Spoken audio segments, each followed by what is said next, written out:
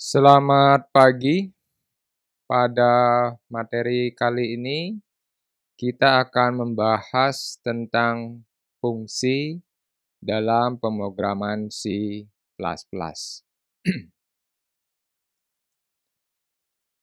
Fungsi merupakan subprogram atau bagian dari suatu program di bahasa pemrograman C++. Sebagai sebuah subprogram atau bagian dari sebuah program, maka fungsi itu merupakan sekumpulan perintah-perintah ya, yang berkumpul pada posisi tertentu dengan mempunyai identitas tertentu. Jadi berbeda dengan bagian-bagian dalam program C++ yang lainnya, ya, fungsi di sini sebagai sebuah bagian dari sebuah program, dia itu punya identitas tertentu. Ya, jadi sekumpulan perintah dalam suatu program itu ya, dikumpulkan sebagai bagian dari sebuah program, namun sekumpulan ini mempunyai satu identitas. Ya. Jadi ada beberapa perintah-perintah dikumpulkan, maka akan ada beberapa fungsi-fungsi di mana masing-masing yang berkumpul itu mempunyai identitas sendiri-sendiri. Berbeda dengan bahasa pemrograman yang lain, ya, bahasa pemrograman C++ khususnya itu tidak mengenal subprogram prosedur. Ya, walaupun di C++ itu ada fungsi yang tidak mempunyai kembalian atau tidak ada pernyataan return, ya, namun subprogram tersebut tetaplah diberikan nama fungsi atau jenisnya tetap termasuk berjenis fungsi. Hanya saja fungsi ini dikenal dengan istilah fungsi yang void atau void function, ya, yaitu sebuah fungsi yang tidak mempunyai nilai kembalian atau tidak ada pernyataan atau perintah return di situ. Nah, untuk semua fungsi di C++, ya, kecuali yang void ya, jadi semua fungsi kecuali yang void itu wajib memuat minimal satu perintah return. Ya, minimal satu perintah return, jadi lebih itu boleh. Jika ada beberapa perintah return, maka yang akan dieksekusi adalah perintah return pertama kali. Ya, perintah return pertama yang dieksekusi. Ya, artinya kalau ada percabangan, maka mana perintah return yang mungkin dieksekusi, maka itulah yang akan dieksekusi. Dan semua perintah berikutnya atau setelah dari return itu akan diabaikan. Apapun perintahnya, yang ditemui setelah perintah return itu akan diabaikan. Jadi begitu ketemu perintah return, itu perintah return-nya dieksekusi, kemudian langsung keluar dari fungsinya. Nah, perlu diperhatikan di sini bahwa letak deklarasi fungsi itu sangat penting. Kita tidak bisa memanggil fungsi yang belum dideklarasikan. Artinya semua fungsi yang mau dipanggil itu haruslah sudah dideklarasikan.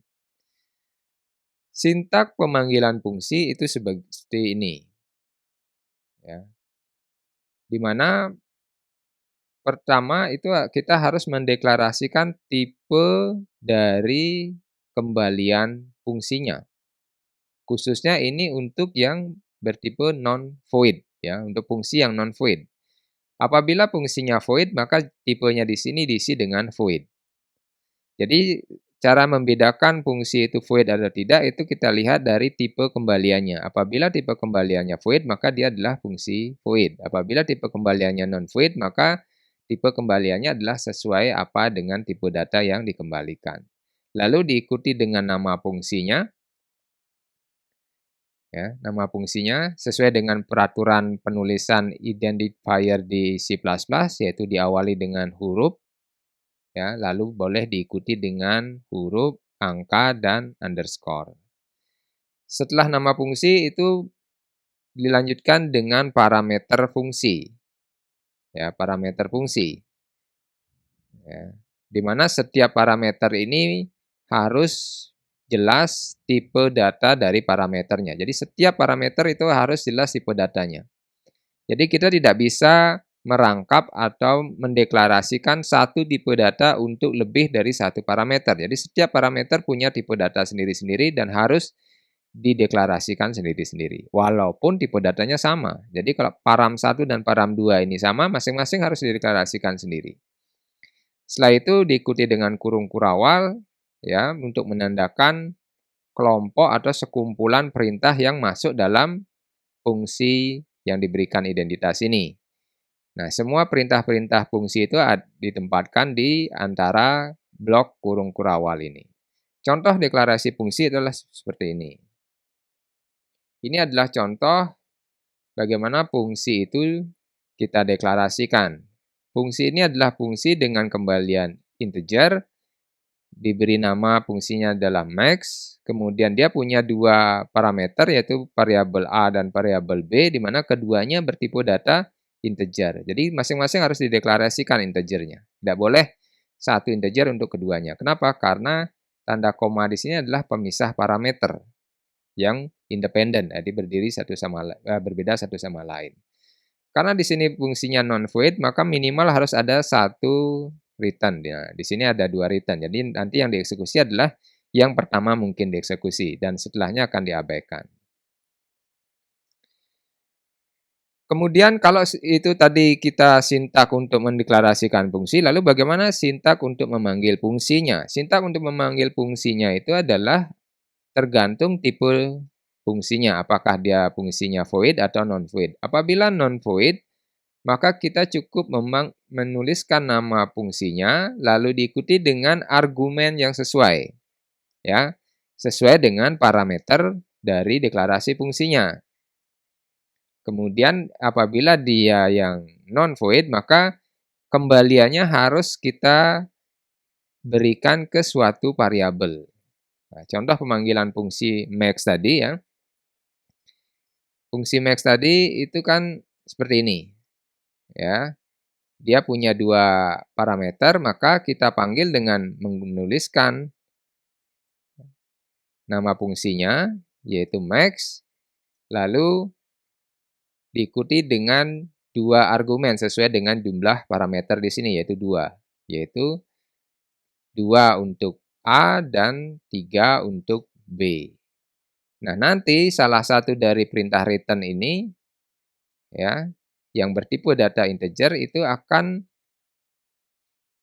ditampung di A di sini.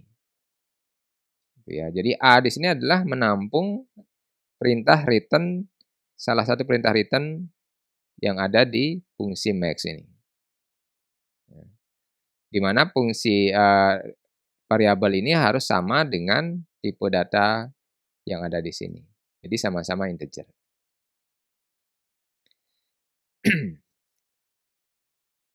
Hal yang harus kita ingat adalah fungsi hanya bisa dipanggil ya apabila sudah dideklarasikan. Ya, ini sangat penting sekali. Jadi jangan sekali-sekali kita memanggil fungsi yang belum dideklarasikan.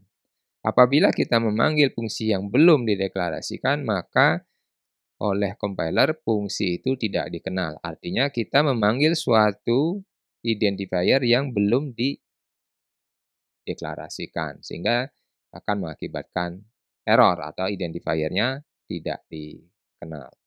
Ya. Ini contoh bagaimana fungsi yang lengkap ya, tapi belum dideklarasikan itu dipanggil. Kita perhatikan di sini bahwa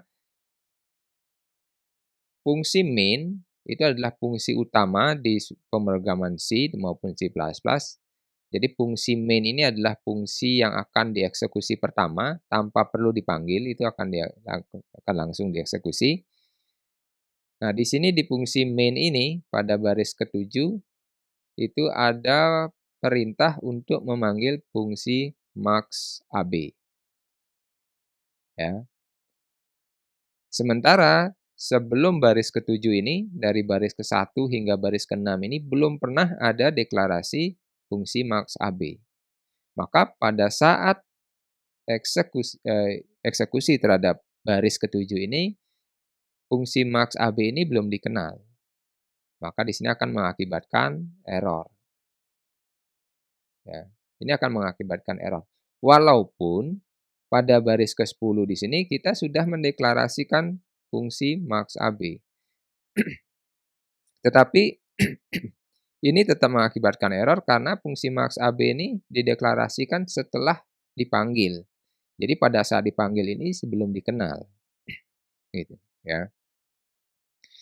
Nah, sebagai solusinya atas masalah tadi, kita bisa melakukan teknik yang dikenal dengan istilah prototyping.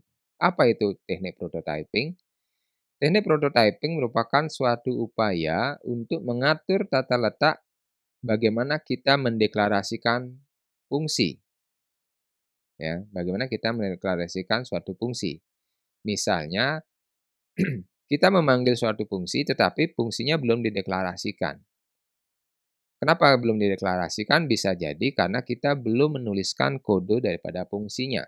Isi dari kode fungsinya itu belum kita deklarasikan, ya.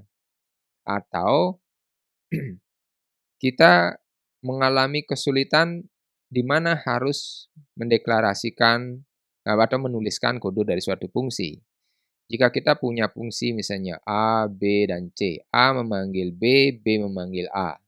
Bagaimana caranya kita eh, mendeklarasikan mana yang harus duluan, mana yang harus belakangan. Kedua-duanya saling memanggil.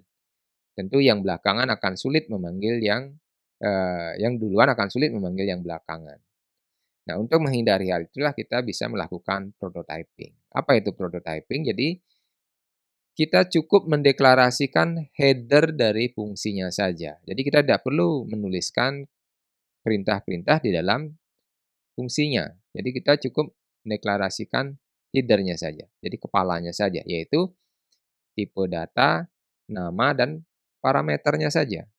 Bagaimana fungsi itu dieksekusi, itu belum kita deklarasikan.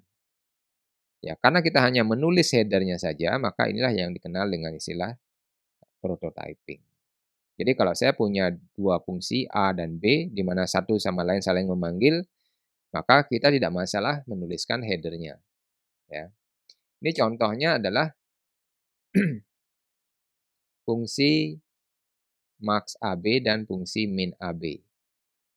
Ya, dua fungsi ini header-nya saja yang dideklarasikan. Ya, header-nya saja dideklarasikan di baris 2 dan baris 3, sehingga pada baris ini fungsi max AB ini sudah dikenal. Ya, ini sudah dikenal, yaitu di sini. Ya, jadi di baris kedua ini sudah dikenal. Walaupun isi dari fungsinya belum kita tuliskan. Ya, jadi belum direalisasikan nih fungsinya. Ya, ini baru kita melakukan prototyping. Jadi purwarupa bahwa ada fungsi yang bernama AB dengan parameter berisi dua tipe data integer yaitu A dan B. Sehingga kita bisa memanggil fungsi max AB ini dengan dua argumen gitu ya yang bertipe data integer. Nah, bagaimana nanti fungsi max AB ini dieksekusi itu harus segera atau dalam program ini haruslah pernah diimplementasikan. Ya, posisi implementasinya itu tidak terbatas. Jadinya boleh di mana saja, yang penting itu minimal sekali itu pernah direalisasikan. Ya, jadi di sini itu bisa dipanggil, yang penting sudah direalisasikan. Nah, fungsi main AB ini belum direalisasikan, jadi nggak bisa dipanggil, ya. Tapi dia tidak masalah kita deklarasikan purwarupanya atau prototyping-nya tidak masalah kita deklarasikan, ya. Tapi kalau mau digunakan atau dipanggil wajib direalisasikan atau diimplementasikan. Max AB sudah direalisasikan, ya, maka bisa dipanggil di sini.